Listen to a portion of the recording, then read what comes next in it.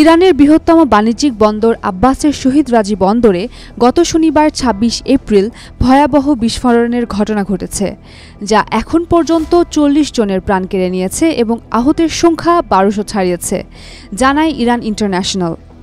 এই বিস্ফোরণের জন্য ইসরায়েলকে দায়ী করেছেন ইরানের সংসদ সদস্য মোহাম্মদ সিরাজ।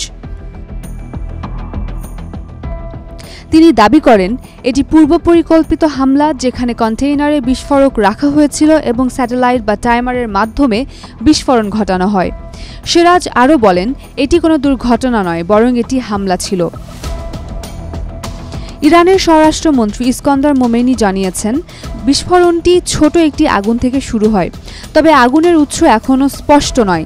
আগুন দ্রুত আশপাশের কন্টেইনারে ছড়িয়ে পড়ে, যা বিস্ফোরণ সৃষ্টি করে। তবে জাতীয় দুর্যোগ ব্যবস্থাপনার মুখপাত্র হোসেন জাফারি বলেছেন, নাশকতার কোনো আলামত পাওয়া যায়নি। তিনি জানান, রাসায়নিক বস্তুর কারণে বিস্ফোরণ ঘটে এবং বিষাক্ত ধোঁয়া উদ্ধার কাজে বাধা সৃষ্টি করছে। বিবিসির প্রতিবেদনে বলা হয়েছে, বিস্ফোরণের পর আশেপাশের ভবনের ছাদ, জানালা উড়ে গেছে এবং গাড়িগুলো পুড়ে গেছে। বিস্ফোরণের তীব্রতা এতটাই শক্তিশালী ছিল যে এটি ৫০ কিলোমিটার দূর থেকেও অনুভূত হয়েছে। এই বন্দরটি ইরানের সবচেয়ে আধুনিক সামুদ্রিক বন্দর, যা বিশ্বের তেলের ৫ ভাগের ১ ভাগ পরিবহন করে। উম্মে রুম্মান ক্রান্তি, ডেইলি সান।